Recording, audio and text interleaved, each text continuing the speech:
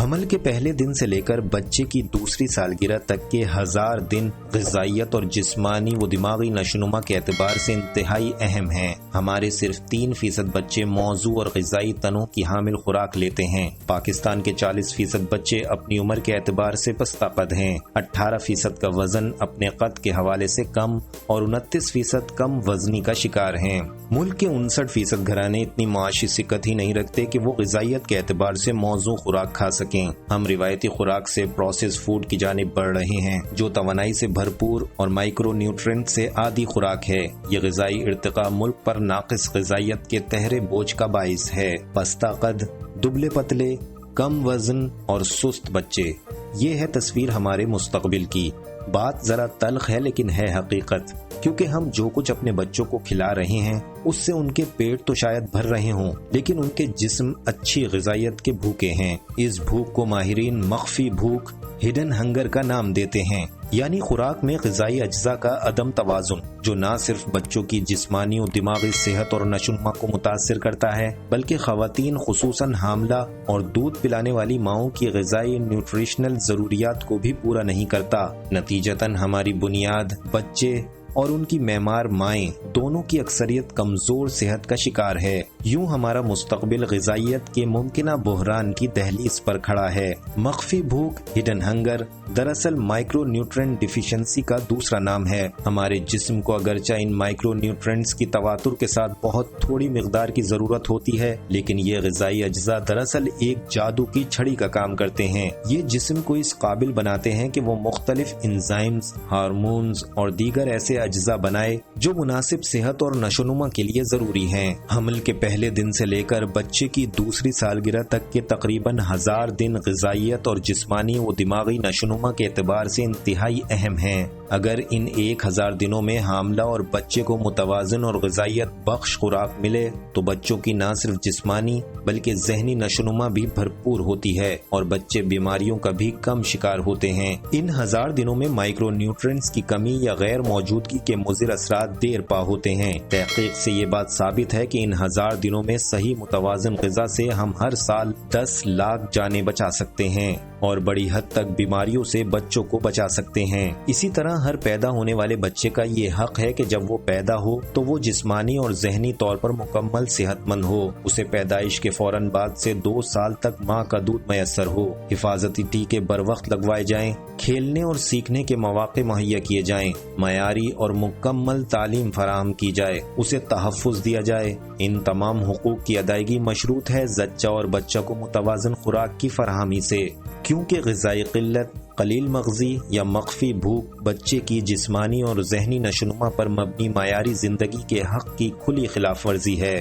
Micro nutrient vitamins, iodine, حیاتین، zinc, جست، iron, فولاد، وٹامن ڈی، حیاتین دنیا بھر میں عوامی صحت کے لیے بہت اہمیت کے حامل ہیں۔ ماہرین کے مطابق آیوڈین کی کمی نئے پیدا ہونے والے بچوں کے دماغ کو نقصان پہنچاتی ہے، ذہنی صلاحیتوں کو کم کر دیتی ہے اور گلے کے غدود کے بڑھنے کا باعث بنتی ہے۔ اسی طرح فولاد کی کمی سے خون، سیکھنے اور جاننے کی صلاحیتوں میں کمی واقع ہوتی ہے۔ یہ حمل اور زچگی کے دوران زچہ کی اموات کے خطرے میں اضافے کا باعث بنتی ہے۔ اس کے علاوہ قبل از وقت پیدائش یعنی پری میچور ڈیلیوری کی وجہ بنتی ہے۔ انسانی جسم میں توانائی اور طاقت کی کمی کا باعث بنتی ہے، جس کا نتیجہ سستی اور تھکاوٹ کی صورت میں بھی سامنے آتا ہے، جبکہ وٹامن اے کی کمی بینائی کو متاثر کرتی ہے۔ یہ کمی اندھے پن کا باعث بنتی ہے۔ صرف یہی نہیں بلکہ اسکول جانے کی عمر سے قبل کے بچوں میں عام طور پر دست، اسہال اور خسرہ جیسی بیماریوں کا باعث ہوتی ہے۔ حاملہ خواتین میں رات کا اندھا پن اور اموات کے خطرے میں اضافہ کر دیتی ہے۔ علاوہ ازیں زنک کی کمی کی وجہ سے انسانی جسم میں موجود مدافعاتی نظام کمزور پڑ جاتا ہے اور تشنگی کی وجہ سے عمر کے حساب سے قد نہیں بڑھتا اور تواتر کے ساتھ مختلف انفیکشنز کا شکار ہونا اس کا ایک نمایاں خراج ہے۔ اسی طرح وٹامن ڈی کی کمی کا تعلق بچوں اور بالغوں میں کئی طرح کی بیماریوں کے لاحق ہونے سے پایا گیا ہے، کیونکہ یہ ایک ایسا وٹامن ہے جو ہمارے جسم کے درست طور پر کام کرنے کے لیے جسم کے ہر خلیے کو درکار ہوتا ہے۔ غذا سے حاصل ہونے والے کیلشیم کیلشیم کو جذب کرنے کے لیے وٹامن ڈی کی سطح کا نارمل ہونا ضروری ہے، کیونکہ کیلشیم دانتوں اور ہڈیوں کو مضبوط بنانے کے لیے عین لازمی ہے اور یہ نظام عصبی کے لیے بھی اہم ہے۔ جسم کے مدافعاتی نظام کے درست طور پر کام کرنے کے لیے وٹامن ڈی کا مناسب مقدار میں ہونا اہم ہے۔ ایک نوزائیدہ بچے کے جسم میں وٹامن ڈی کی سطح ماں کے برابر ہوتی ہے، لہٰذا اگر دوران حمل ماں کے جسم میں وٹامن ڈی کم رہا ہو تو اس کا بچہ بھی وٹامن ڈی کی کمی لیے پیدا ہوگا۔ وٹامن ڈی کی شدید کمی کا شکار بچوں کو سوکھے پن کی بیماری لاحق ہو سکتی ہے، کیونکہ ہڈیاں نارمل طریقے سے نہیں بن پاتی۔ بچے کا قد چھوٹا اور ٹانگیں مڑی ہو سکتی ہیں۔ بعض دفعہ خون میں کیلشیم کی سطح بہت کم ہوتی ہے، جس کے نتیجے میں بچے کو دورے پڑ سکتے ہیں۔ اس کے علاوہ اس کی زیادہ کمی کی صورت میں بچوں اور بڑوں دونوں میں پٹھوں کی کمزوری اور دکھن واقع ہو سکتی ہے۔ مخفی بھوک، ہڈن ہنگر یعنی مائکرو نیوٹرینٹس کی کمی کے اثرات بچپن سے لڑکپن اور نوجوانی سے بڑھاپے تک انسان کو اپنی گرفت میں رکھتے ہیں۔ یہ پیدائش کے وقت بچوں کی کم وزنی کا باعث بنتی ہے۔ شیرخوار بچوں کی اموات میں اضافے کا موجب ٹھہرتی ہے۔ یہ چھوٹے بچوں کی دماغی نشوونما کو نقصان پہنچاتی ہے۔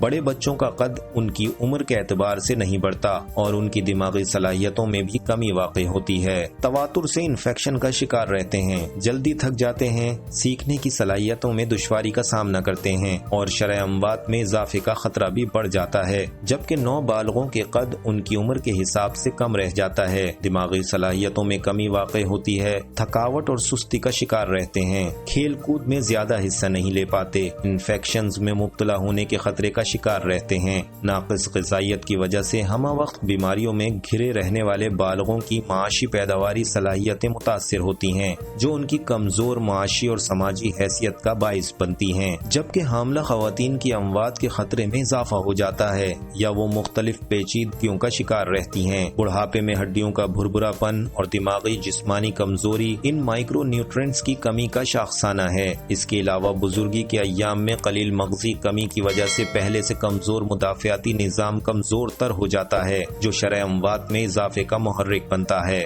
غرض یہ کہ مخفی بھوک انسانی صحت پر اپنے منفی اثرات ڈالنے کے ساتھ ساتھ سماجی و معاشی ترقی کو بھی متاثر کرتی ہے۔ یہی وجہ ہے کہ یہ کمی FAO کے مطابق دنیا کو ہر سال 1.4 سے لے کر 2.1 ٹریلین ڈالر سالانہ معاشی پیداواری نقصان پہنچانے کا محرک بنتی ہے، کیونکہ یہ دنیا کی 1/3 سے زائد آبادی کو اپنی گرفت میں لیے ہوئے ہے۔